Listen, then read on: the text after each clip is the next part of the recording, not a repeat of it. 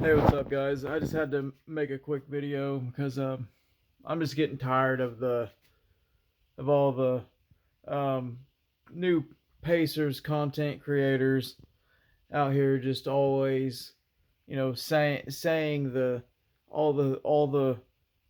right things that the Pacers organizations, that they think they want them to say because they're getting paid for this job. It's very obvious that I feel like a lot of the fans, like the actual true Pacers fans, are in much more agreement with my perception and my take on things, and I'm getting tired of just hearing the BS that you know some of these paid content creators, you know, they're coming off as very disingenuous for the takes on on Braden Smith, for example. I mean, out of like how I feel and what I feel like a lot of others feel. I know there are some people out there that like Braden Smith, that are okay with the Pacers drafting Braden Smith and what they gave up for him. I'm definitely not one of them. I don't care about the assist numbers. That's the only thing that they can say is, oh well, he's young and he can learn a lot from McConnell, and yeah, it's gonna take him some time, and he's gonna have to he can learn in the G League and he can get better. But yeah, how can you say that you don't want an a college record setting assist leader and this and that? It's like, dude, I don't care what his assist numbers are in college. That doesn't mean anything. When the dude can't even shoot, like his shot looks atrocious. I mean, he picks the ball up and like has it off to the side, and then whenever he puts it up with a slow release and he releases it, you can tell that that shot isn't going to go in from the moment he releases it. It's not even don't even have the right trajectory, and you can tell it's going to hit the rim before it even makes it there. And of course, it clanks off the rim every time. It's one of the worst shots I have ever seen. Not only does it take forever to get into the shot, but the whole form is just atrocious. The dude, for one, isn't athletic. I'm taller than Braden Smith. He's terrible on defense. Like he's just like a traffic cone. Like dudes just kill him in pick and roll. They hunt him relentlessly. Am I crazy, or can you not be terrible on defense and terrible on offense? How is that an NBA player? How will that ever be an NBA player?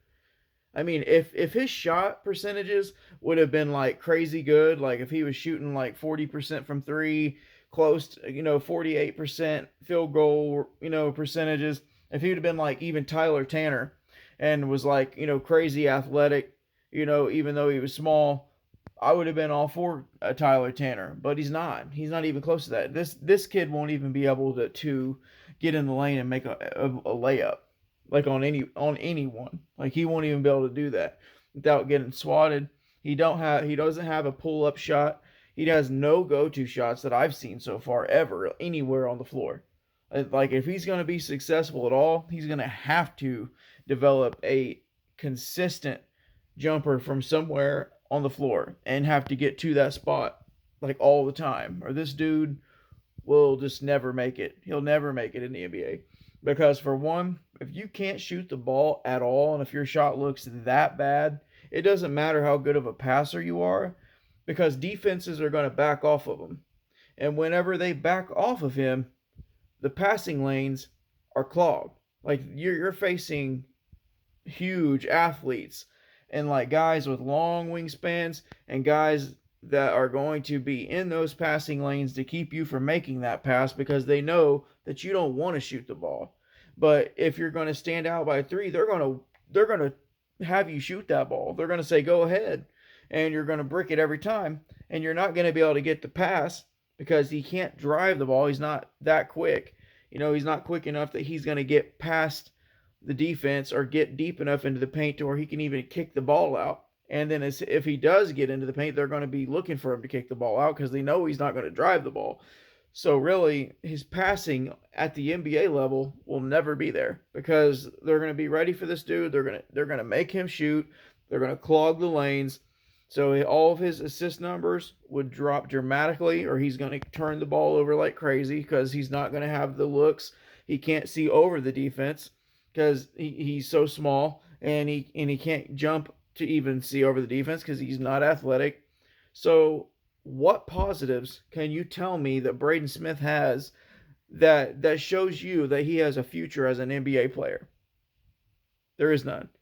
So why would I sit here and be like one of these fake content creators that are like, I believe in Braden Smith. Braden Smith is going to be great, and all he has to do is learn from T.J. McConnell, and T.J. can, if anybody can get him going, it'll be T.J. I love Braden Smith and his game, dude. What's there to like about Braden Smith's game? And they want to say, oh well, Summer League doesn't tell the full story. Yeah, okay, Summer League doesn't tell the full story, but it shows a lot about when your percentages in college weren't impressive already. They already were just okay, barely good. But when you get to the NBA, you have to get even better. You have to be able to knock down them shots. And those passes, if not, will never be there. So, it's almost like an insult to TJ McConnell. Like, I know they wanted to find the next TJ, but that's so unlikely to happen that why would you try to draft a guy and create a TJ McConnell and try to force that whenever he's undersized, not athletic, can't defend, isn't a good offensive player? Why would you try to take that kind of player, give up assets to get that guy to try to force him to be a TJ McConnell whenever you had the chance to draft Ryan Conwell, who's an elite off-ball shooter? He could have been like a better defender of like a Buddy Hield, which Hallie would have thrived next to. He could have been a spark plug off the bench that could have replaced all of Matherin's scoring. He can get to the rim a little bit. He has a handle, but he's more like an off-ball creating specialist at the three-point range. They had him handling the ball a little bit, and his numbers did dip a little bit because he was trying to be like a little bit more of a point combo type of guard. So had they just used him as like the off-ball shot creating guy, off the bench as a scoring guard, that would have been amazing for the Pacers. We needed that off the bench. Say, yeah, we have Oubre, but like, wouldn't you like to have had like a really good off-ball shooting guard that can create his own shot and still get you maybe 4 or 5 assists a game? Or how about, we drafted Otega Owe. They said, well, Braden, one reason why we drafted him is because, he was willing to accept a two-way. Okay, cool. Then get Otega Owe. He accepted a two-way. This dude is like built like Lou Dort, or kind of like a Westbrook, and the way his tenacity is, he fights through screens. Like, the dude is like known for getting over screens and being a nasty, stingy defender. And he's a great slasher. He'll get to the rim. He draws fouls. He's not the best three-point shooter, but he can at least shoot around. He can give you about 34, 35%. He could possibly have raised that. But, and he's also, he can hit, he can take, lower volume, but he's also good at hitting like big shots, kind of like how Nembhard does. Like, he hits big shots. Like, he's not afraid of the moment. Like, he hit so many big 3-point shots, like when Kentucky needed it the most. Otega Owe was awesome, man. Like, he would have been the perfect guy. Like, say if Nembhard went down, you'd still have like a stingy defender who can fight through screens. Play next to Halliburton if he needed to. He could have been a secondary ball handler. He's going to be able to get to the rim and score and get fouls. Like, why would you not want that guy over Braden Smith? Like, this dude's also a senior. He was primed and ready for the NBA. He would have went in the first round in any other draft. So would have Ryan Conwell. So you pass on 2 guys who would have been first round picks in any other draft. And then you have Emmanuel Sharp, who I was said, if you're going to get a point guard, which I wasn't even wanting a point guard really, but if they're going to get a point guard, I would have liked for them to got at least Otega Owe or Ryan Conwell, then use like a second pick or just got Emmanuel Sharp with the first pick if they really had to have a point guard. Because the dude, even though he's smaller too, he has a great wingspan. He's extremely quick. He's athletic. He's amazing at getting steals. He proved that in the summer league. The dude was getting like 3-4 steals, crazy like steals a game.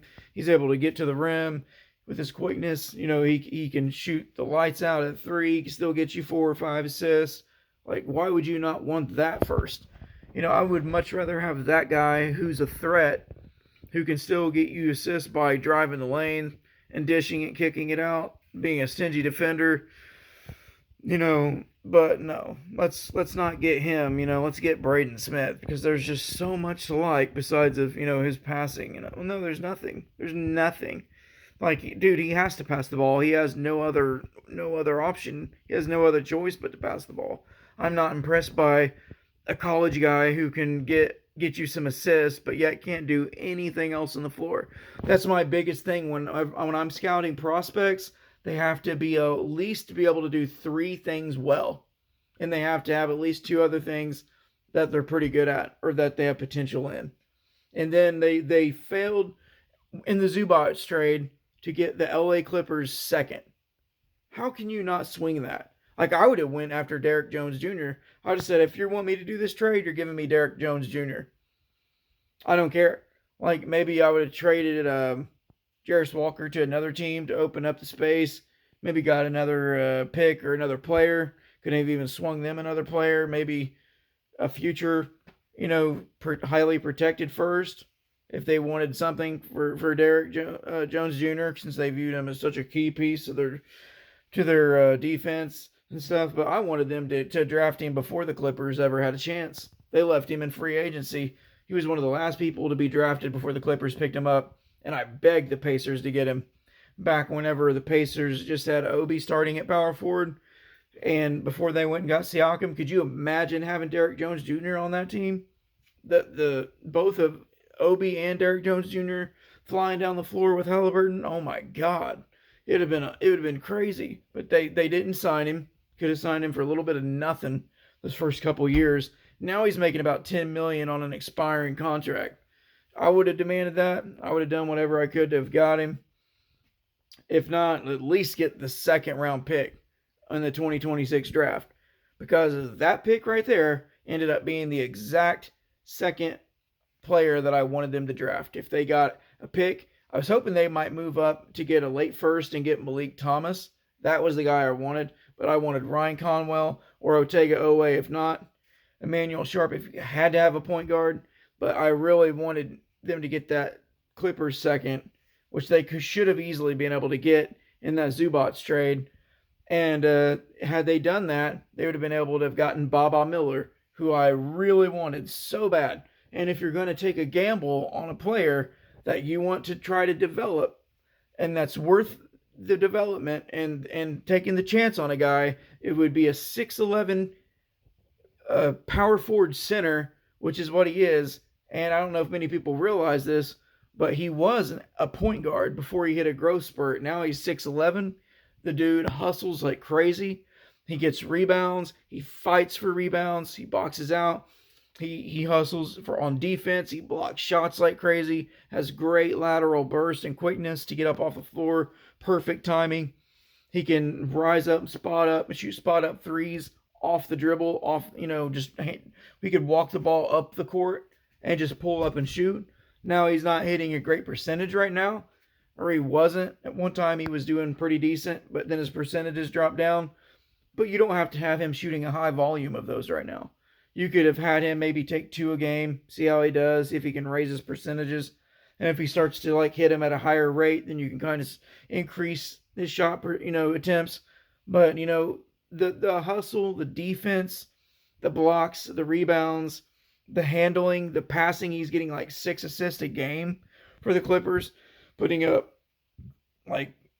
double-digit numbers in scoring in summer league. He's getting good amounts of rebounds, close to 8 to 10 rebounds, a couple blocks a game. It's he's super, super fast. And I thought, man, if there's anybody that could have been a faster Miles Turner, or that could have possibly developed even into a better Miles version of Miles Turner later on down the road, it would have been Baba Miller. And this dude, like, if he puts on some like muscle and a little bit of weight, like, and you get to play him at like the center position, like a couple years down the road from now, or even maybe you just play him, because he's going to be playing backup anyways, whether it's second or third string, like he's going to be able to take advantage of a lot of those dudes anyways, because some of those guys aren't always going to be the biggest, or maybe they're slower and he can beat them because he can shoot anywhere, or pull up mid range, or get to the rim with his handle and dunk, or he's just a player that would have been worth the gamble. And I cannot believe that they wouldn't even demand that second round pick after all we gave up for Zubac. So it's like, very disappointed in the draft. I feel like, how do you look at just Braden Smith and ignore all the guys and all the possibilities? I mean, there were other guys too and possibilities that I would have much rather have had, but I that was the guys I was looking at within our range, and I just don't understand why you would rather try to make a guy that doesn't have the skill sets that you would need, that's not even close to being TJ, and instead, not just pick the best guy, the best player in the position of draft that you can get, that you could have gotten easily had you just wanted to get that player, either one of those guys that's already NBA ready, that could have helped our team right now. And instead you go after a guy that hardly has any skills at all, in my opinion, not on offense or defense, and yet you choose him instead. I mean, this is why we'll never be a championship team, because they dropped the ball on the draft once again, and we mess up on far too many draft selections. We got lucky on Nimhard. Really, I mean, the dude he became a great player, but it's like there was a lot of luck involved there, because nobody was really knowing much about Nimhard, which if they scouted him, they did good on him, but there was some luck involved there. Like, nobody ever thought he was going to be the defender that he became and the point guard or the combo guard that he did become. Like, they thought he was good, but they didn't know they was going to get a guy like that. So we hit good on him. I did like the Furphy thing. At first, I wasn't sure because I liked Furphy shooting, and I wasn't sure about everything else about his game. But he did end up impressing me. I was looking at Jalen Wells and Jamal Shed. That's excuse me, my voice is going out. I was hoping they would have obtained another pick, or at least got Jamal Shed. Even after they got Furphy, I was hoping they would try to get Jamal Shed, but they didn't. And that would have been another great backup point guard. He would have been more of a McConnell replacement. Had they wanted an actual true McConnell replacement, I was looking at Jamal Shed as that guy, because he's a very, very vocal leader. He can shoot anywhere on the floor, and he's extremely well at being vocal and leading an offense. And he's the exact type of a McConnell type player, and he's strong, and he'll guard. He can hit a three here and there. He can get to the rim, draw a few fouls. He's not the best, but he's the closest thing to a McConnell, and he's an absolute leader and a great locker room guy. So he would have been the McConnell replacement, and had it been me, I would have had him. I would have had Furphy, Jamal Shed, and then I would have had, like, God, I'd had so many more guys over the years, that had they taken like the chance in getting the guys that I was hoping they would have gotten, we'd been in such a better place. And I just don't understand each year how they can't see what I'm seeing and then pass on those guys. So here we are again with Braden Smith. I'm very disappointed. I'm not going to be like all the other creators out there and act like I'm happy about it, because I'm not.